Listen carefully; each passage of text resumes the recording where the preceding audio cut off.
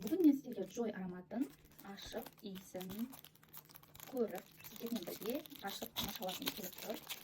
Бұл ароматтың біреуін ашамын, біреуін сатуға, новый упаковкада біреуін сатуға.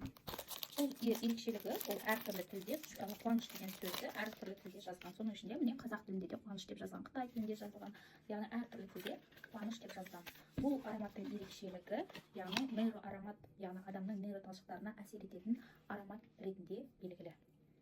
Иісі енді цитрусовый екен, мен ұнататын.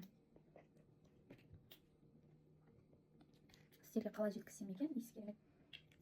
Маған цитрусовый ароматтар ұнайды. Ішінде ананас бар деген, цитрустық иістер бар деген.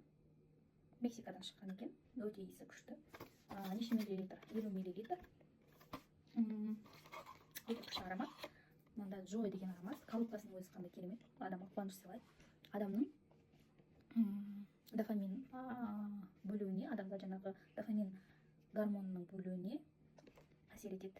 Ал тапсырыс берсеңіздер болады.